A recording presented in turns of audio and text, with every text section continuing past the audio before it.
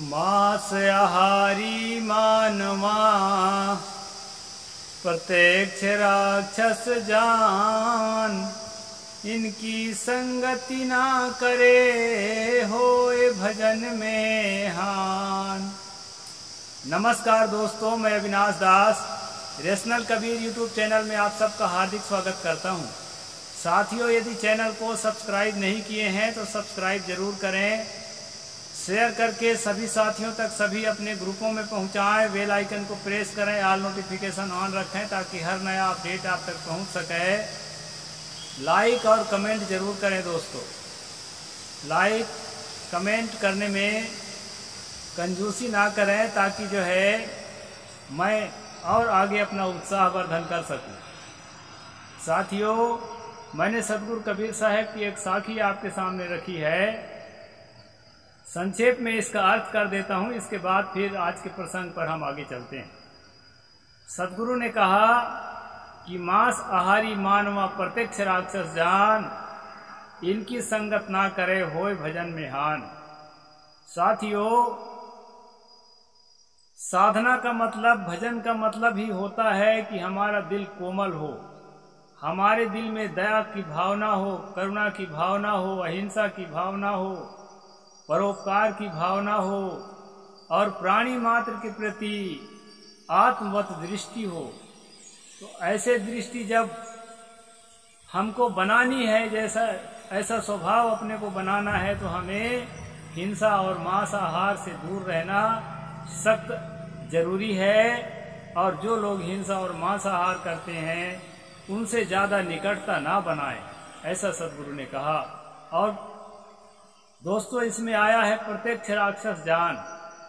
तो राक्षस शब्द पर मैं थोड़ी सी चर्चा करूंगा कि राक्षस का मतलब लोग यह मानते हैं कि वो बड़े बड़े सींग वाले, बड़े बड़े दांत वाले, छिन में जो है आकाश की तरफ बराबर हो जाता है, अपना रूप बड़ा कर लेता है, छिन में छोटा सा मक्खी का रूप कर लेता है और जो है आदमी को पकड़कर जिंदा खा जाता है, उसके खून, ताजा ताजा खून पी लेता है और जो है बिना दरवाजे के आपके घर के अंदर भी घुस सकता है अपने मंत्र के बल से, और आपके अंदर, आपके घर में नुकसान पहुंचा सकता है, आपके बाल बच्चों को खा सकता है। इस प्रकार कुछ होता है राक्षस नाम की चीज। ऐसा जो है लोग में, जनता में प्रचलित थी ये बात। तो सदगुरु ने कहा कि नहीं, ऐसा कुछ नहीं है।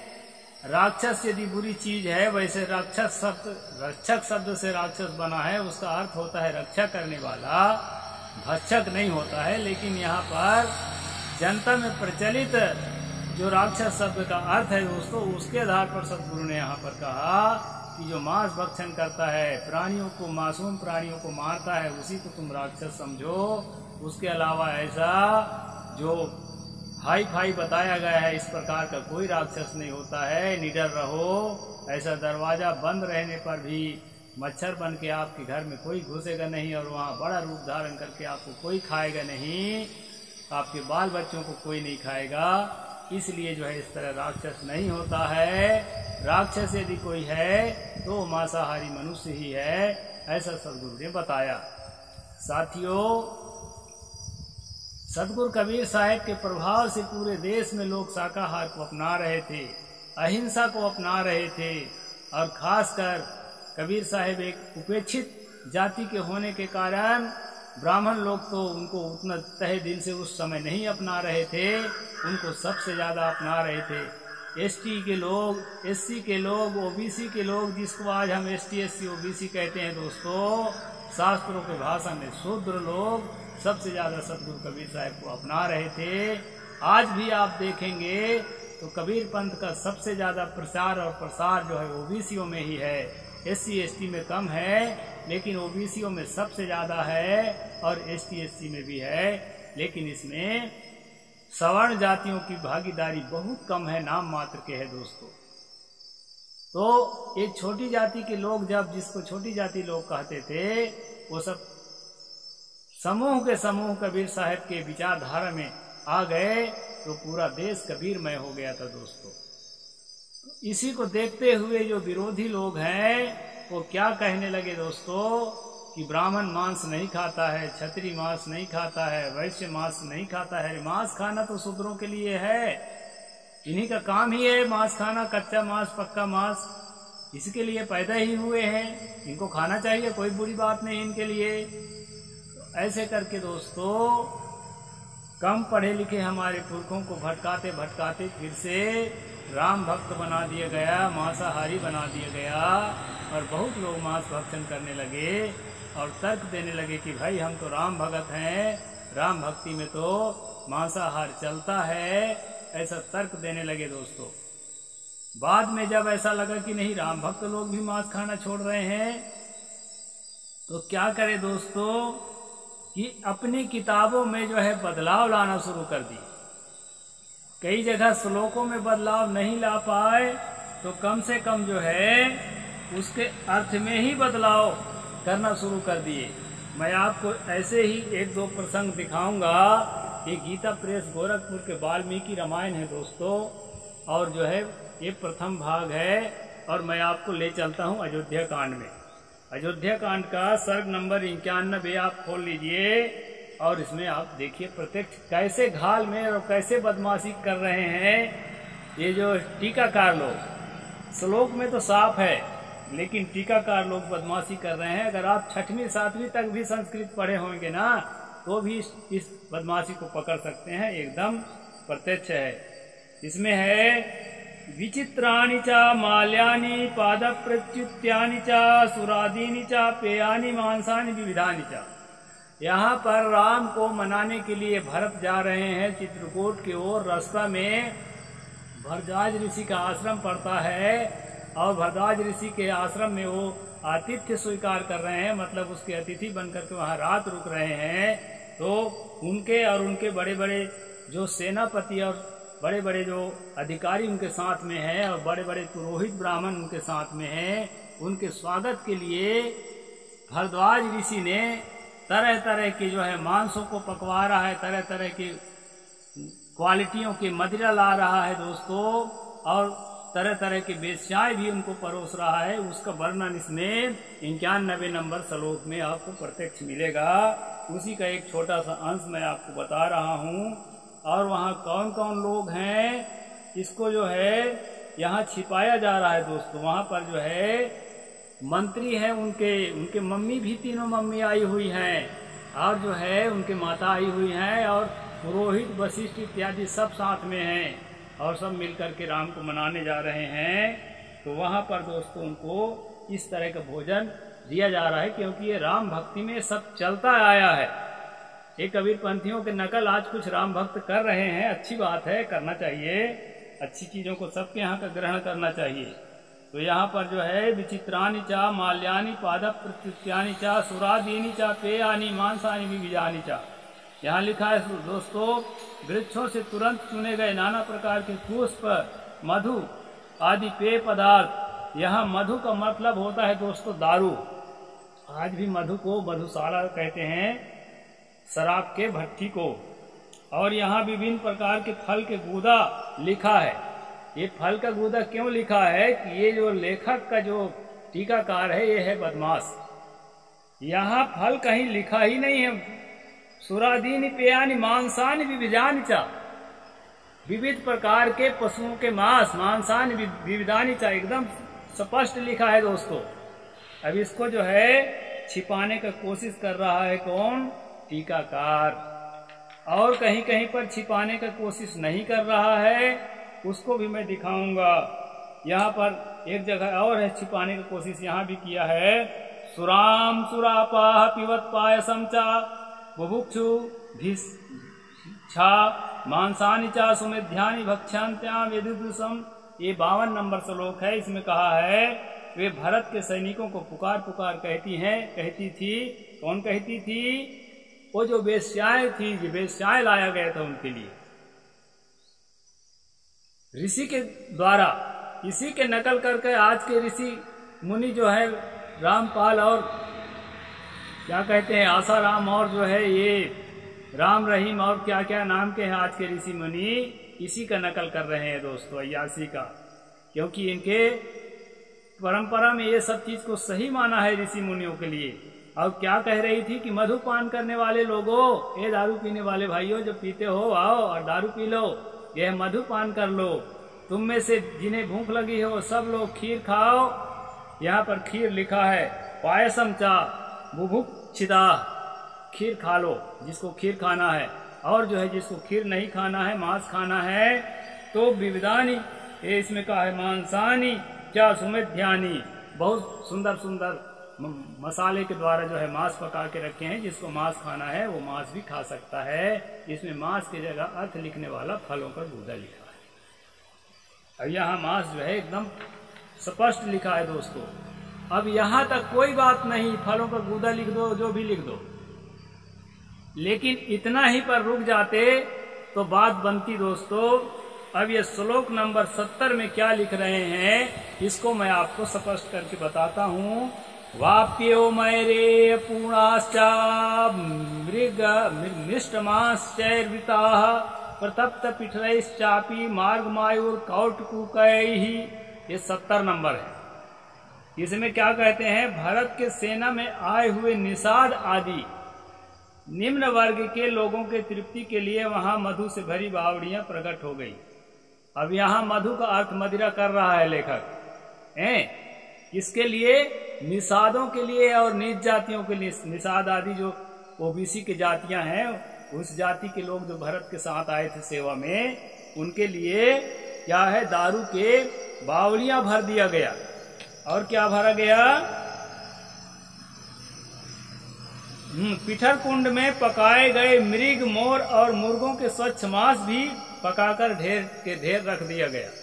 मिर्गा के, मोर के और मिर्गा के, मोर के और मुर्गों के पका करके मांस भी रख दिए गए। किसके लिए, निषाद आदि निम्न वर्गों के लिए।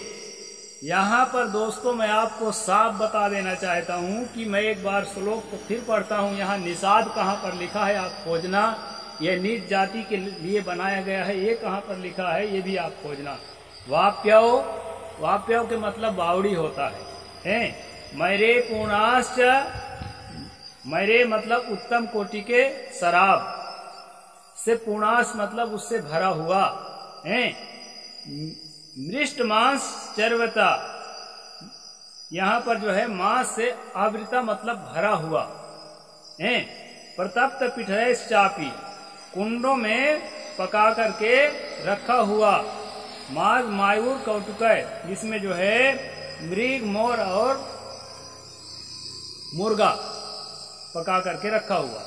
यहाँ पर यह बता दीजिए कि श्लोक के अंदर कहीं भी निषाद लिखा हो या नीच जातियों के लिए बनाए गए हो, यहाँ किसी जाति का वर्णन नहीं है, नीच जाति के न ऊंच जाति का। ये में सिर्फ क्रिया है। और टीकाकार लिखता है सेना में आए हुए निषाद आदि निम्न वर्गों के लिए। तो दोस्तों ये ओबीसियों को बदनाम करने का काम राम भक्ति से जुड़े हुए लोगों को, लेखक कार्य से जुड़े हुए लोगों को बहुत आसान लगता है। सोचते हैं कि ये निषादों के घर में, हीरो के घर में, तेली कलारों के घर में कोई पढ़ा लिखा है ही नहीं, इनके लिए चाहे हम जो लिखें। साथियों कुल मिला के इन वर्गों को जो सबसे ज्यादा कबीर पंथ में हैं, इनको मांसाहारी घोषित करने के ये प्लानिंग है। और इस प्लानिंग से मुक्त होने के लिए और बात को समझने के लिए मैं जो है यहाँ स्ट्रीम चलाता हूँ। दोस्तों आपको मैं बताना चाहूँगा कि ये जो कहा है कि ब्राह्मण तो मांस खाते नहीं है, क्षत्रिय भी नहीं खाते, भरत भी नहीं खाते थे, उसके सेना भी नहीं खाते थे, उसके पुरोहित भी नहीं खाते थे। ये लोग ये साबित करना चाह रहे हैं इस श्लोक के माध्यम से, और ये साबित करना चाह रहे हैं कि निषादों के लिए और ओबीसी की छोटी जातियां जो भारत के साथ आए थे उसके लिए मांस बना था। तो उसके लिए भी मेरे पास पूरा पुख्ता इंतजाम है दोस्तों, वह भी मैं आपको दिखाऊंगा। ये आपके मनुस्मृति है, मनुस्मृति है। इसमें क्या बताया है, ये तीसरा अध्याय का 257 श्लोक में देखना। मुन्यानि पयासो मांसम यच्चानुस्पृकृतम आरक्षण लैवम चैवम प्रकृत्या हविरुच्यते। मुनियों के लिए खाद्य, खाद्य मतलब खाने योग्य, मुनियों के लिए खाने योग्य अन्न, दूध, सोमरस अर्थात दारू, अविष्कृत मांस और सेंधा नमक। यहाँ मांस को भी मुनियों के लिए खाने योग्य बताया है। वशिष्ठ, विश्वामित्र आदि जो बाभन थे ना, जिसको ऋषि मुनि कहा जाता है, वो खाते थे, उन्हीं के लिए बना हुआ था वो मांस, जो अभी मैंने पढ़ के सुनाया। क्योंकि यहाँ इनकी किताब स्वयं बता रही है कि ऋषि मुनि जो है स्वयं मांस खाते थे, उनके लिए खाने योग्य बताया है। ये ओबीसियों के लिए खाने योग्य है ऐसा नहीं बताया है, कि कबीर पंथियों के लिए खाने योग्य है ऐसा नहीं बताया है। पूरा ओबीसी समाज, जो कबीर पंथी हैं, ज्यादातर हमारा विस्तार ओबीसी में है, भुलावे में मत रहें। आपको जो है किसी प्रकार मांस मदिरा नहीं खाना है, ये ब्राह्मणों का भोजन है। और मैं ब्राह्मणों से भी निवेदन करता हूँ कि वो भी सुधर जाएं, मांस मदिरा ना खाएं, कबीर पंथी बने और मानवतावादी बने। विषमतावादी बनने से कोई फायदा नहीं है। यहाँ पर और मैं दिखाता हूँ दोस्तों 5वां अध्याय का 27 नंबर श्लोक। प्रोक्षितम भक्षेन मांसम ब्राह्मणानाम च काम्यया यथा विधि नियुक्तस्तु प्राणानाम ये चात्यये। इसका है जो है हिंदी में अर्थ बता दूं, मंत्रों से पवित्र किया हुआ मांस खाना चाहिए। ब्राह्मणों को जब मांस खाने की इच्छा हो तो वह नियम से एक बार मांस खा सकता है। मतलब जब उसके मांस खाने की इच्छा हो तो वो मंत्रों से उसको अभिमंत्रित करके, यानी अपने देवता को अर्पित करके वो मांस खा सकता है। ब्राह्मण के लिए कहीं भी मांस खाना वर्जित है, ऐसा हिंदू धर्म ग्रंथों में नहीं लिखा है। रुग्ण अवस्था में अन्य आहार के प्राप्य होने के भय से भी खा सकता है। अगर बीमार हालत में है तो वो बिना मंत्र के भी मांस को खा सकता है। अगर खाने का मन हो गया तो ब्राह्मण के लिए किसी भी प्रकार मांस का वर्जित नहीं है।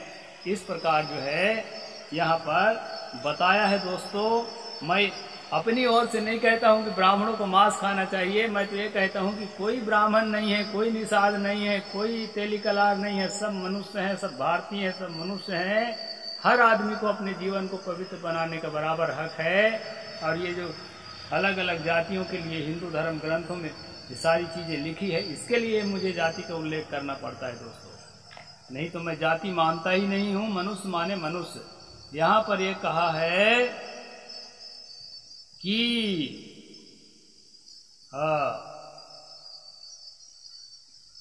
मधुपर्के च यज्ञे च पितृदैवत कर्मणि अत्रय पशु हिंसा नान्यत्रेन मनु। ये 41 नंबर है। इसमें कहते हैं दोस्तों कि पशुओं को, पक्षियों को आप मार करके खा सकते हो। कब?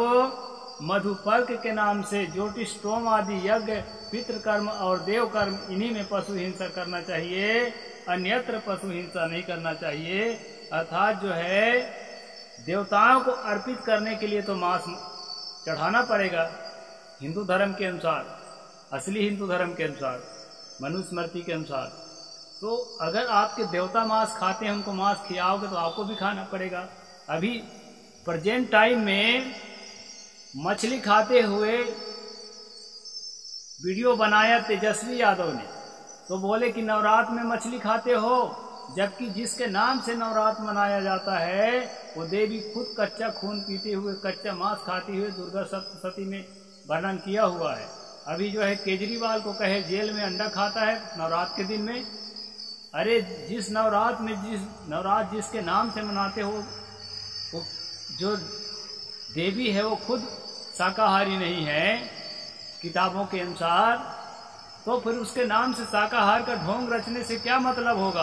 अगर शाकाहारी बनना है तो किसी भी नवरात्र में, 10 रात में, 11 रात में, किसी भी रात में, पूरे साल जो है 365 दिन बढ़िया पवित्र जीवन जियो। मांसाहार करना जो है अच्छा आदमी का, आध्यात्मिक आदमी का बिल्कुल भी उसका कर्तव्य नहीं है। इसलिए साथियों शाकाहार हम सबको अपनाना चाहिए। राम खाए तो खाए मांस, भरत खाए तो खाए, खाए कि नहीं खाए हम नहीं जानते, वाल्मीकि जानता है खाए कि नहीं खाए। वाल्मीकि के लिखा अनुसार मैंने बताया कि भरद्वाज ऋषि के आश्रम में, मैं लाइन से जब स्ट्रीम करूंगा तब और विस्तार से बताऊंगा दोस्तों और क्या क्या चलता था। तो ये जो है वो खाए कि नहीं खाए हमसे मतलब नहीं है, लिखा के अनुसार तो खाए, लेकिन हमारे अनुसार दोस्तों हम लोगों को मांस मदिरा नहीं खा करके पवित्र जीवन जीना चाहिए। हम लोग कबीरपंथी हैं, कबीर साहब के मार्ग में हमें पवित्र जीवन जीना चाहिए।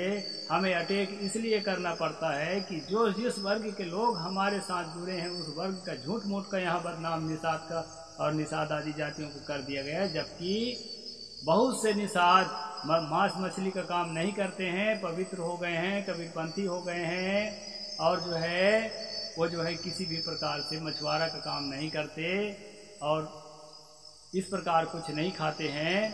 तो ये व्यर्थ के बदनाम ना करें। वहाँ निषाद या किसी जाति का नाम नहीं लिखा है श्लोक में, अर्थ लिखने वाला जबरदस्ती उसमें घुसाया है, इसलिए मैंने एक्सपोज करने के लिए वीडियो बना दिया दोस्तों। साहिब बंदगी, जय जोहार, जय भीम, जय भारत।